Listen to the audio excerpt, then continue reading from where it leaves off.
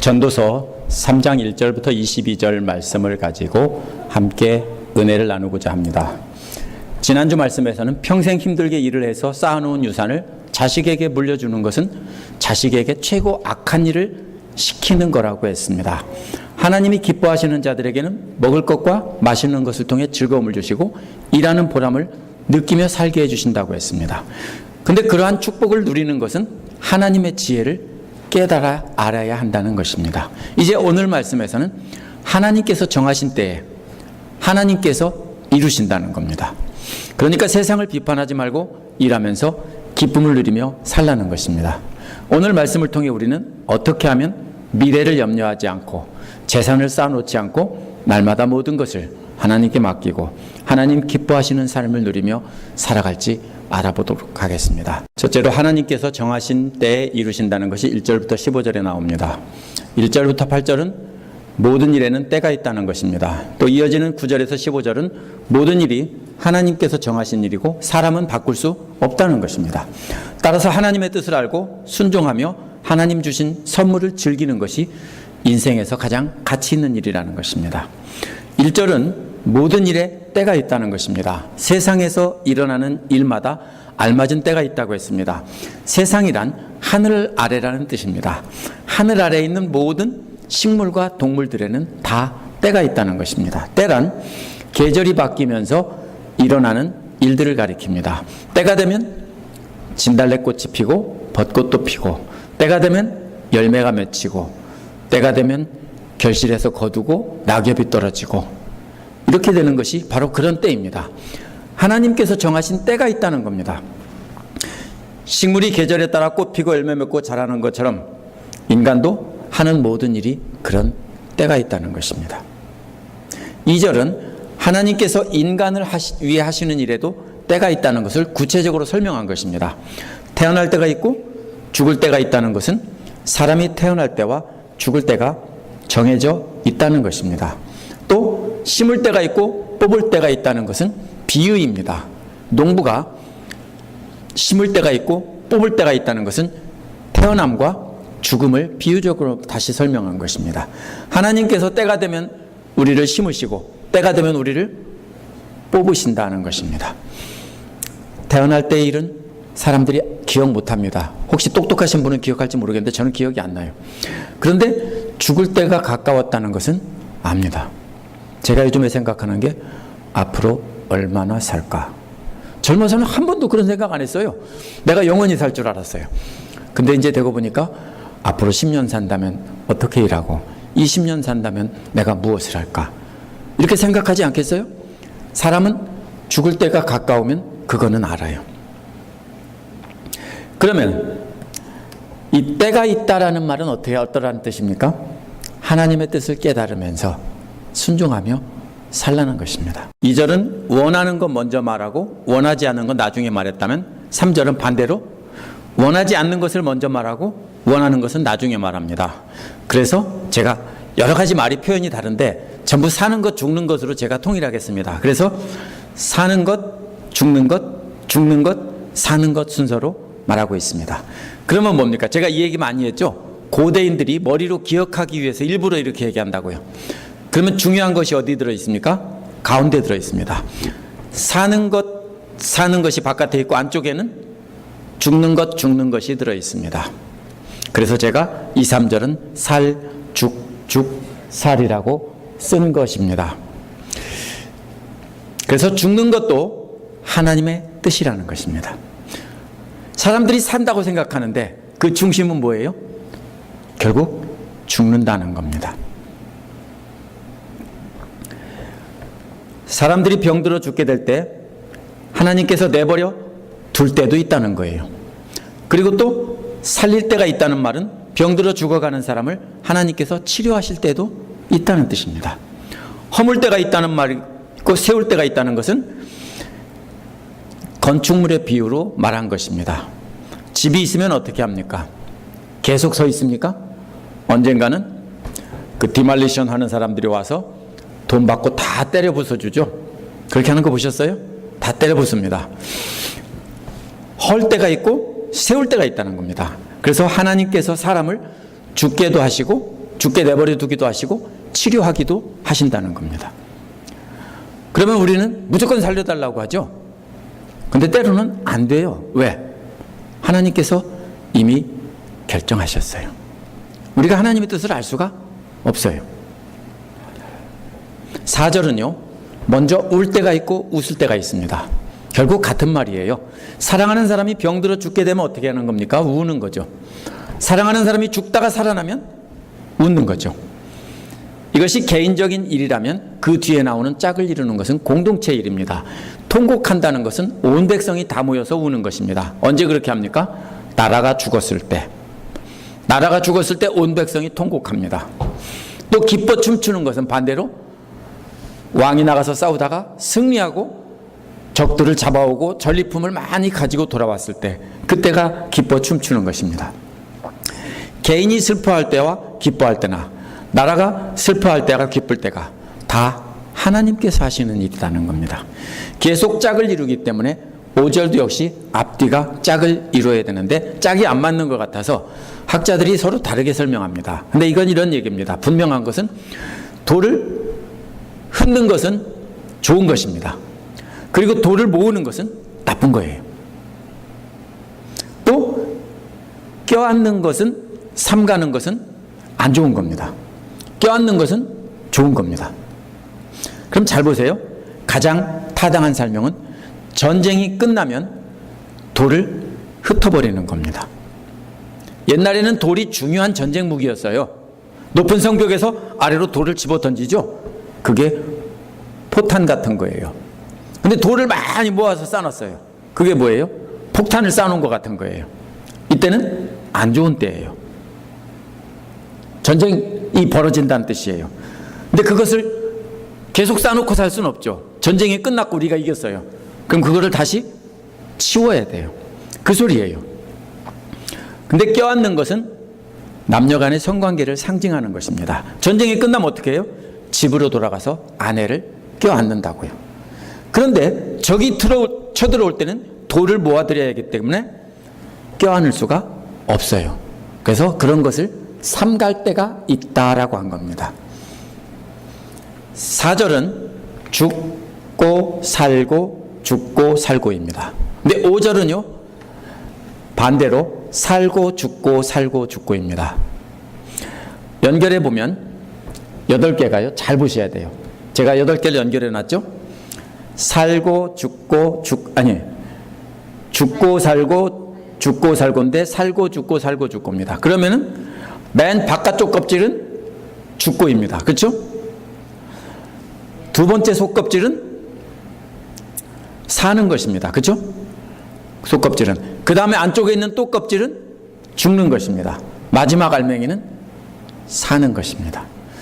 특별히 뭐가 사는 겁니까? 이거는 공동체가 사는 것입니다. 겉은 어떻게 되어 있습니까? 뭘로 쌓여져 있어요? 죽음으로 쌓여져 있어요. 다 망하는 것 같아요. 그런데 그 중심에는 뭐가 있어요?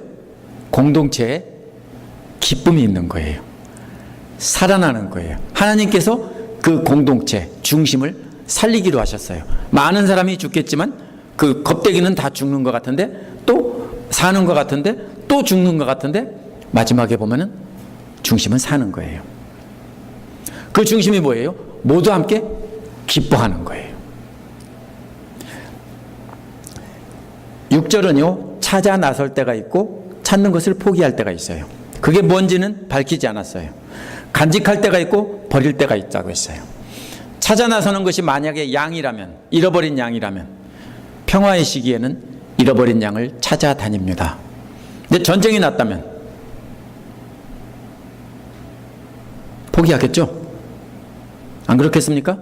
전쟁이 났다면 잃어버린 것을 포기합니다. 적들이 쳐들어오는 상황이라면 아무리 소중한, 심지어는 자기 자식이라도 어떤 때는 포기하고 도망가야 하는 상황이 생기는 것입니다. 바로 그런 얘기입니다. 그래서 적이 쳐들어올 때는 버리고 싸우든지 도망가야지 그 자기가 잃어버린 것을 찾아다닐 수가 없다는 뜻입니다. 또 그것도 정해진 때가 있지만 사람들은 모른다는 거예요. 하나님께서 그 때를 주관하신다는 겁니다. 7절은 찢을 때가 있고 꿰맬 때가 있다고 했습니다. 옷을 찢는 것은요, 오늘날 우리처럼 쉽게 찢을 수 있는 게 아니에요. 우리는 찢을 수 있죠. 승질나면 찢을 수 있죠. 왜? 나 옷 버려져서 입고서는 승질내는 척하고 확 찢으면서 나 승질나서 할 수 있죠. 근데 옛날에는 그게 아니에요. 옷이 엄청나게 비싼 거예요. 그러니까 옷을 찢는다는 거는요, 극단적인 슬픔을 나타내는 거예요. 찢었다가 그 다음에 어떻게 해요? 도로 꼬매 입어요. 그걸 왜 찢었어? 슬픔을 나타내는 표현이에요. 창세기 37장 29절에 보면 르우벤이 요셉을 구하러 왔다가 없어진 것을 알고 옷을 찢는 장면이 나옵니다. 사무엘하 13장 31절에서 압살롬이 왕자들을 다 죽였다는 소식을 듣고 다윗이 옷을 찢었습니다. 전쟁이 끝나고 보니까 사랑하는 자녀들이 죽었다는 걸 알았을 때 옷을 찢었어요. 하지만 찢은 옷을 버리지는 않습니다. 다시 슬픔의 시간이 지나고 나면은 찢은 거 다시 모아서 다시 꿰매서 입습니다. 그래서 찢을 때가 있고 꿰맬 때가 있다는 것입니다. 왜냐하면 그거 꿰매는 것이 옷감을 다시 짜서 옷을 만드는 것보다는 훨씬 쉽기 때문에 다 꿰매 입었습니다. 쓰레기통에다 버려요? 눈에 불 켜고 와서 주워갑니다. 네, 오늘날처럼 공장에서 만드는 게 아니니까요. 옷은 값비싼 것이고 많은 노동력이 드니까 그렇습니다. 계속 그러면 죽고 사는 문제예요, 이게요. 꿰매고 뭐 이렇게 말하고 있지만 전부 죽고 사는 문제입니다. 말하지 않을 때가 있고 말할 때가 있습니다. 말하지 않을 때가 언제입니까? 금방 감을 잡으실 거예요. 극단적인 슬픔을 나타내는 거예요. 슬프면 말 안 하죠? 우리 부인도 슬프면 말 안 해요. 저한테도 말 안 해요. 그러면 슬픈 거예요. 맞죠? 근데 계속 뭔가를 말하면 어떤 거예요? 슬픈 거 아니에요. 그죠? 네. 그래서 말하고 있을 때는 회복되어서 기쁠 때입니다. 이건 동서양을 막론하고 슬플 때는 입을 다물고 기쁜 일이 있으면 함께 말하며 떠들며 즐거워하는 것입니다. 6, 7절은 살자가 바깥쪽에 있고 죽자가 그 속껍질 안쪽에 있고 다시 살자가 그 안쪽 껍질에 있고 알맹이는 죽는 것입니다. 이번에는 반대로 또 있어. 아까하고 찾고 기뻐하고 떠들지만 그 안쪽에 파고 들어가 보면 알맹이는 죽는 것입니다. 사람들이 기뻐하고 있지만은 그 알맹이를 파고 들어가면은 찢는 슬픔이 자리 잡을 때가 있다는 것입니다. 이렇게 해서 이렇게 배치한 것입니다. 굉장히 복잡한 것 같지만 아무렇게나 배치해 놓은 게 아니라 전체를 보세요. 2, 3절하고 마지막 8절이 또 앞뒤에서 똑같이 대칭을 이룹니다. 8절은 사랑할 때가 있고 미워할 때가 있다고 했습니다. 이건 개인적인 사랑과 증오를 나타낸 것입니다. 이와 짝을 이루는 말은 전쟁을 치를 때가 있고 평화를 누릴 때가 있다고 했습니다. 이건 나라와 나라 사이에 사랑할 때가 있고 증오할 때가 있다는 겁니다. 개인 간에도 사랑하고 증오하는데 나라 간에도 사랑하기도 하고 증오하기도 한다는 것입니다. 그래서 2, 3절과 마찬가지로 개인이나 나라나 기쁨과 슬픔이 늘 함께 있다는 것입니다. 그러니까 전체 이야기가 뭐예요? 그러면은 사는 것과 죽는 것과 같은 기쁨과 슬픔이 우리 삶에는 항상 있는데 어떤 때는 겉으로 보기에는 그래서 4절부터 5절은 겉으로 보기에는 죽는 것 같지만 안으로 들어가 보면은 그것이 기쁨일 때가 있고 겉으로 보기에는 참 기쁜 일이고 좋은 일 같지만 안으로 파고 들어가 보면 죽는 일도 있는 겁니다. 그런데 이 모든 것을 다 누가 주관하세요? 하나님이 주관하신다고요. 이제 9절에서는 이런 때에 관한 표현이 끝나고 결론을 내립니다. 9절은 사람이 애쓴다고 해서 이런 일에 무엇을 보탤 수 있겠는가? 뭐 할 수 있어요? 아무것도 없다라는 것입니다. 모두가 다 하나님께서 정하신 때에 하나님께서 하시는 일입니다. 인간이 바꿀 수 있는 것은 아무것도 없습니다. 10절은 이제 보니 모든 일이 하나님께서 사람에게 지우신 짐이라고 말합니다. 하나님께서 사람들을 그렇게 하도록 일을 시켰다라는 뜻입니다. 11절은 이제 하나님은 모든 것이 제때에 알맞게 일어나도록 하셨다라고 했는데요. 원어는 하나님께서 모든 일을 제때에 아름답게 하셨다 이 말입니다. 아름답게 하셨다니요? 죽는 게 아름다워요? 예. 하나님은 하나님의 관점에서는 그 모든 것이 죽는 것이고 사는 것이고 다 아름답게 마무리되도록 하신 거예요. 모든 일을 하나님의 때에 가장 아름답게 잘 이루어 주시는 것입니다. 또 이어서 하나님은 사람에게 과거와 미래를 생각하는 감각을 주셨다고 했습니다. 원어에는 하나님은 사람들 마음에 영원을 심어주셨다라는 것입니다. 무슨 말입니까? 영원이란 하나님의 속성입니다. 그래서 사람은 하나님을 생각하는 마음, 그래서 하나님을 바라보고 미래를 생각하는 마음을 우리에게 주셨어요. 하지만 문제는 사람은 하나님이 하시는 일을 끝까지 알지 못한다는 겁니다. 하나님을 뜻하는 영혼을 생각하지만 알지는 못한다는 겁니다. 그러면 인간이 뭐 할 수 있습니까? 하나님을 믿기는 믿는데 알지는 못해요. 그러면 인간이 죽어나면 안 돼요. 내가 이것도 하고 내일은 저것도 하고, 야고보서에도 그런 게 나오죠. 다른 나라에 가서 장사돼서 돈을 많이 벌어가지고 와야지. 돼요? 몰라요, 우리는. 인간이 할 수 있는 일은 없어요. 하나님께 맡기고 그날 기쁘게 사는 것이 가치 있는 일이다, 이런 뜻입니다. 12절은 그래서 나는 이제 깨달았다라고 합니다. 이제는 하나님이 하시는 일을 깨달았다는 뜻이 아닙니다. 이어서 기쁘게 사는 것, 살면서 좋은 일을 하는 것, 사람에게 이보다 좋은 것이 무엇이라고 하는 것을 깨달았다는 겁니다. 그렇다면 우리가 하나님이 하는 일을 어차피 모를 것 같으면 그거를 알려고 할 게 아니라 그날 기쁘게 살고 좋은 일하고 이렇게 먹고 즐기고 즐겁게 사는 것보다 더 좋은 것이 없다는 것을 깨달았다는 거예요.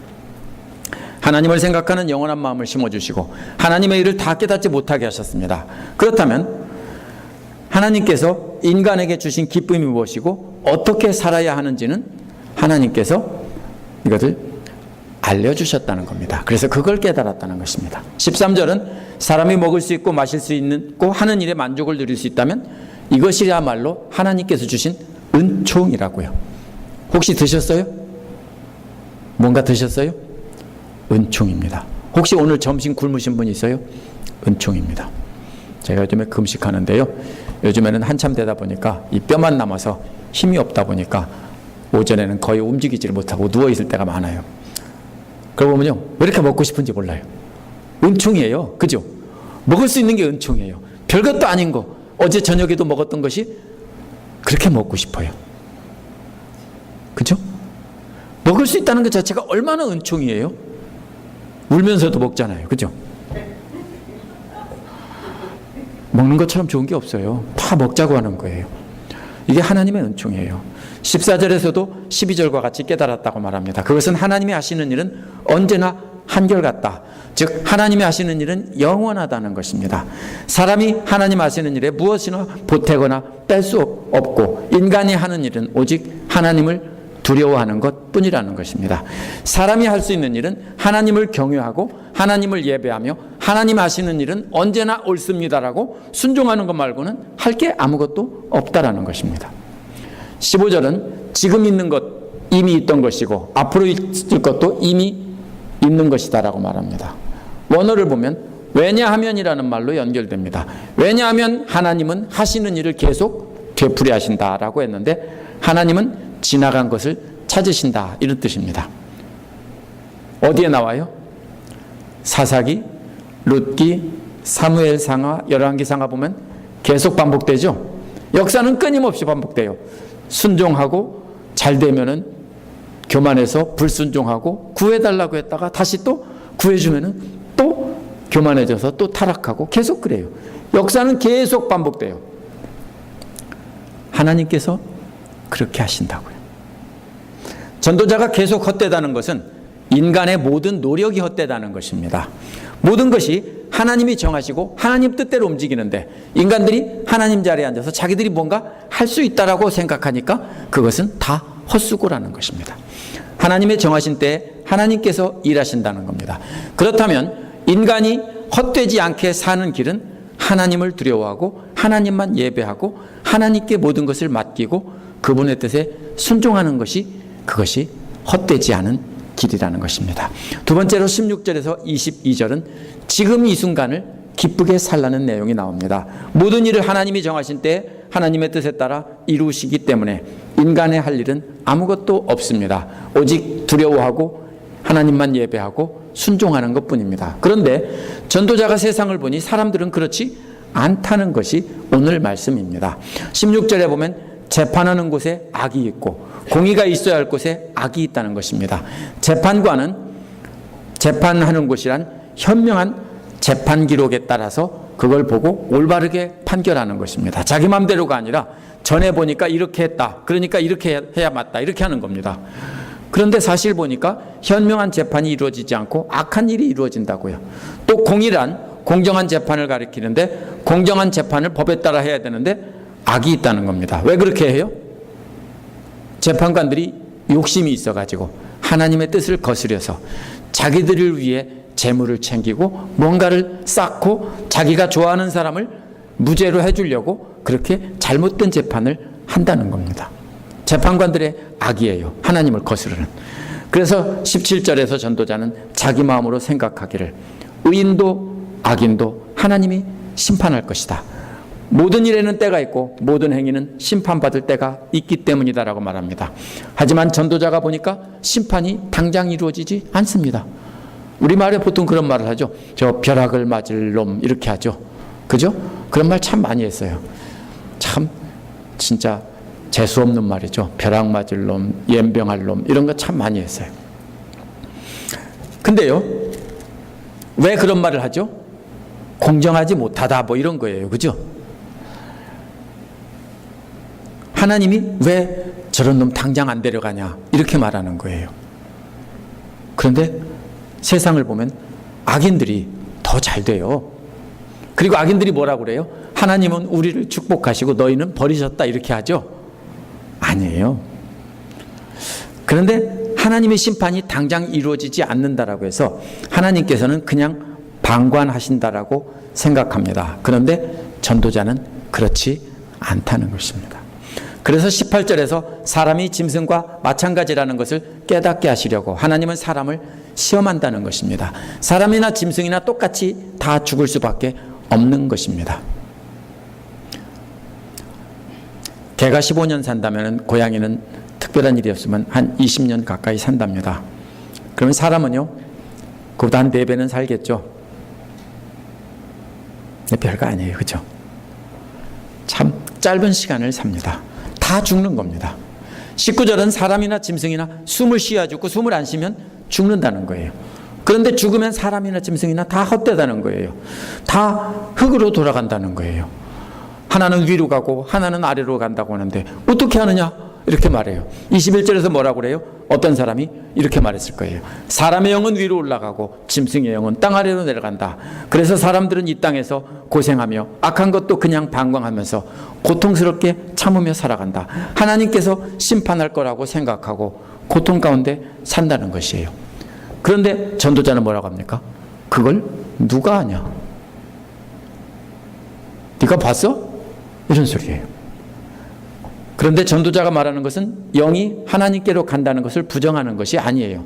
악한 재판관이 옳지 못한 재판을 하면서 그 옳지 못한 재판에 고통을 당하면서도 악한 재판관이 옳지 못한 재판을 할 때 고통당하는 사람이 있죠. 약한 사람들. 하나님 나라에서 살 소망만 생각하며 고통 가운데서 힘들게 살아가다가 그냥 죽는 사람들에 대한 안타까움을 말한 거예요. 이제 죽을 날만 앞두고 있다 보니까 행복한 삶을 살지 못하고 즐기지도 못하고 그냥 분통해하며 원망하며 하나님께서 갚아주시길 기다리며 그냥 그렇게 힘들게 죽어간다고요. 뭔 얘기예요, 전도자가? 왜 그렇게 살아? 그죠? 우리가 천국을 소망한다고 하면서 이 땅에서는 뭐예요? 고통스럽게 살아가면서 참아가면서 막 고통을 받으며 살아가요. 근데 전도자는 왜 그렇게 사냐는 거예요. 그렇게 살지 말라는 거예요. 이 땅에서도 행복한 삶을 살라는 것이에요. 그래서 전도자는 22절에서 자기가 하는 일에서 보람을 느끼는 것보다 더 좋은 일은 없다는 것을 알았다라고 하는 것입니다. 자기 일을 하면서 기뻐하는 것이야말로 최고 좋은 것이라는 뜻입니다. 우리가 지금 살아서 일을 하는 그 순간을 즐기라는 거예요. 근데 막상 하다 보면 재미없죠. 직장에 가면 보스나 아니면 매니저가 갈구고, 그죠? 또 동료들은 또 막 뭐라고 하고 하면은 직장이 그렇게 돈 벌기가 만만치 않다는 거 저도 알아요. 저도 일해봤으니까 알아요. 만만치 않아요. 그죠? 그런데 그렇다고 해서 힘들다고 그거를 막 힘들다고 하면서 살면 어떻게 하냐고요. 그렇게 살지 말라고요. 지금 살아서 있는 지금 이 순간 즐기라고요. 기뻐하라고요. 왜 걱정해요? 내일 뭔 일이 일어날지 왜 걱정해요? 수술이 미뤄졌다고 할 때 낙심했어요. 왜 걱정하세요? 네, 뭔 일이 있을지 몰라요. 그렇죠? 그러니까 우리가 그것을 하나님께 맡긴다면 걱정 안 하고 지금은 지금 이 순간을 즐기자는 거예요. 내일 사형장에 끌려가서 죽는다고 해도 그러면 보통 사람들은 지금 막 괴로워하면서 막 어떻게 살아날까 그러겠죠. 그런데 우리가 하나님을 소망하고 하나님이 영생을 주신다는 걸 안다면 까짓거 뭐 그러면서 지금 살아있는 이 순간을 즐겁고 행복하게 살 수도 있지 않겠느냐 이런 얘기예요. 전도자는 죽은 뒤에 심판도 없고 천국도 없다고 말하는 게 아니에요. 이 세상이 악하다고 괴로워하면서 이 세상에는 소망이 없고 저 세상에만 소망이 있다 하는 사람들에게 경고하는 거예요. 우리가 그렇게 잘못 가르칠 때가 많아요. 우리는 이 세상은 고통 속이니까 막 자르고 이렇게 하면서 고통스럽게 금식하고 막 이렇게 하면서 힘들고 어렵게 사는데 그러면 주님 앞에 가면 그만큼 상을 주신다. 누가 그렇게 살라고 그랬어요? 그거 상 안 준다고요. 일부러 자기를 괴롭히면서 그게 세상에서 상 다 받았어요. 왜? 거룩한 척 하려고 한 거잖아요. 오리겐이라는 교부가요. 자기를 남자를 잘라냈어요. 왜? 자꾸 나쁜 생각이 올라오고 죄질까 봐. 평생 그렇게 살았어요. 괜찮았을까요? 죽을 때까지 생각이 떠나지 않았다고 했어요. 이게 뭐예요? 우리는 그게 거룩이라고 생각해요. 그래서 요즘에 신약성경에서 나오는 디모데전서 이런 데서 나오는 거룩이 그거예요. 이 사람들은 막 그리스 철학자들, 견유학파나 이런 사람들이 그렇게 살았어요. 근데 이 전도자는 그렇게 살지 말라는 거예요. 이 땅에서 하나님이 주신 이 순간도 행복하게 살면서 영원한 나라를 소망하며 살으라는 거예요. 그래서 예수님도 똑같은 얘기를 했어요. 뭐라고요? 내일 일은 염려하지 말라고 했잖아요. 예수님도 똑같은 얘기예요. 하나님이 뭐를 해줄지 너희가 키를 한 자나 잘할 수 있게 하냐고 했어요. 염려한다고. 염려하지 말라는 거예요. 여기에 보면은요, 세번역에 보면은 이런 말이 나옵니다. 그에게 일어날 일이라고 했는데 번역이 이렇게 되면 안 되고요. 개역개정은 그 뒤에 일어날 일이 무엇인지를 알아보려고 그를 도르고 데리고 올 자가 누구냐라고 했어요. 근데 개역개정은 원어를 완전히 뭉개가지고 의역을 했어요. 세번역은 직역을 한다고 했는데 뜻이 안 통해요. 이게 무슨 뜻이냐면요. 죽으면 세상의 일은 끝이고 다시 누가 데리고 와서 세상 일을 와서 보여줄 사람은 없다라는 뜻이에요. 다시 세상 일 볼 수 없어요. 자식 일 뭐 남겨놓고 간 일 뭐 집 짓다 말고 갔는데 누가 끝낼까? 다시는 볼 일 없다고요.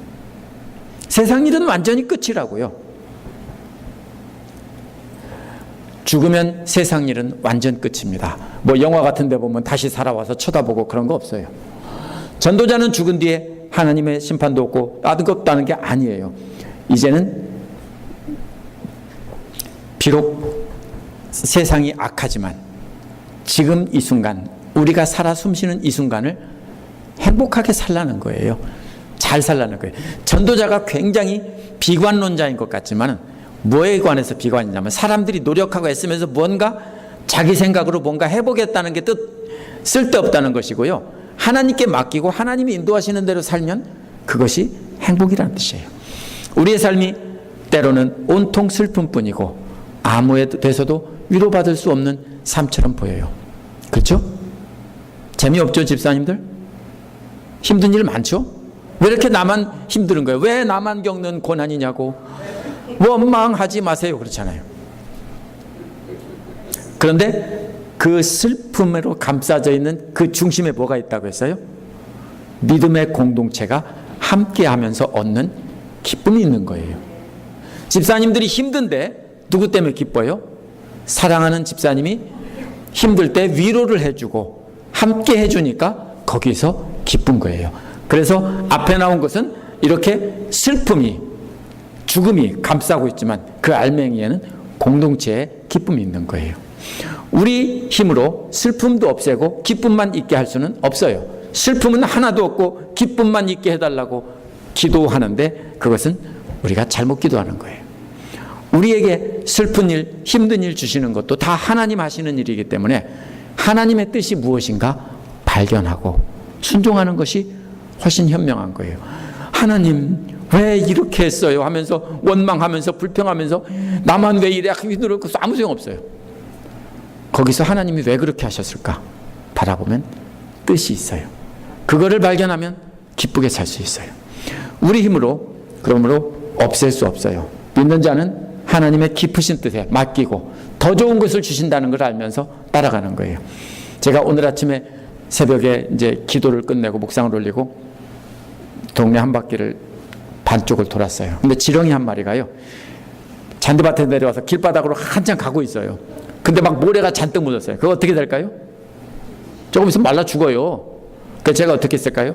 풀 좀 빳빳한 풀 따다가 퍼가지고 옮기려고 하니까 진짜 난리도 아니에요. 자기 괴롭힌다고 난리도 아니에요. 그래서 누구네 집 잔디밭인지 모르지만 중간쯤에다 놓으니까 흙 속으로 쏙 들어갔어요. 우리의 고난이 뭐예요? 그런 거예요. 지금은 우리에게 고난인 것 같지만 하나님께서 우리에게 들어서 더 좋은 일을 주세요. 한번 지난 일을 돌아보세요. 과거에 고난이라고 생각했는데 그것이 없었다면 내가 하나님을 알았을까? 한번 생각해 보세요. 그러므로 우리는 따라가는 것이 옳은 일입니다. 일할 때 괴로움 뿐이고 일이 끝나고 쉬는 날이면 배 타고 나가서 낚시하고 또 일 끝나고 휴가를 내서 친구와 아틀란타나 뉴욕에 가서 맛있는 거 먹고 사우나도 가고 그때만 즐긴다면 1년 365일 그런 날이 몇 날이나 돼요?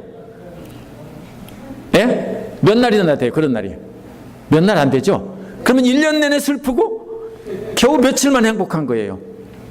전도자가 말하는 것은 그렇게 살지 말라고요. 우리가 눈 뜨고 있는 대부분의 시간은 직장에서 일하는 시간이에요. 그러면 그 시간에 직장에서 만나는 사람이 다 천사일 수 없어요. 인간 말종들도 참 많아요. 그런데 그러면 다른 직장 가면 나 딴 직장으로 옮겨주세요. 똑같아요. 거기도 또 그런 사람들이 또 있어요. 교회요. 이 교회 나빠. 나 딴 교회 갈 거야. 가면 거기는 천사들이 있을까요? 천만의 만만의 콩떡. 거기에도 천사는 없어요. 똑같아요. 이게 무슨 소리예요? 문제는 어디에 있어요? 우리의 태도에 있어요. 우리 마음이 즐겁고 기쁘면 사람들이 아무리 인상을 쓰고 욕해대도 즐거울 수 있어요. 우리 주 예수 그리스도께서 우리에게 모든 족속으로 하나님을 말씀을 전파하고 제자 삼으라는 사명을 주셨어요. 그러면 일터에서 나를 괴롭히는 사람에게 참고 친절을 베풀 수 있어요. 그러면 예수님을 그들이 보게 되고 그들이 나를 칭찬한다면 직장에서도 기쁨을 맛볼 수 있어요. 우리가 일하는 그 시간이 슬픔인 것 같지만 그 슬픔을 파고 들어가면은 그 속에는 하나님이 주시는 기쁨이 있는 거예요. 이게 고난이냐, 껍질이 고난이냐, 아니면 기쁨이냐, 거기에 문제가 있지 않아요. 약 있죠? 약이 보면은 당의정이라고 있어요. 껍데기 단게 쌓여져 있는 거. 어떤 수필가가 그 쓴 게 있어요. 약을 사다 줬더니 자기 손자가 그걸 껍데기만 다 빨아먹고 쓴 것은 다 한 곳에다 모아서 한 통을 다 빨아먹었다, 이런 게 나와요. 옛날에 교과서에서. 뭐예요? 껍데기는 다른데 조금 빨다 보면 속에 뭐 있어요? 쓴 게 들어있어요. 어떤 거는 껍데기는 쓴데 속에는 단 게 있다고요. 우리는 몰라요. 그러므로 재미있게 우리가 살아가면서 기쁨을 얻는 것 같지만 그 속에는 기쁨이 아니라 슬픔이고 아픔이라는 것을 알아야 돼요. 우리 인생을 우리 주님께서 주관한다는 것을 모른 채 우리가 모든 일을 해결해보고 애를 쓰고 힘쓰며 산다면 불쌍한 인생입니다. 헛된 인생입니다. 우리 인생에서 만나는 슬픔이나 기쁨이나 다 하나님께서 최고의 축복을 주시기 위해서 연결해 주시는 길입니다. 그걸 알고 따라간다면 우리는 가치 있는 인생을 살 수 있습니다.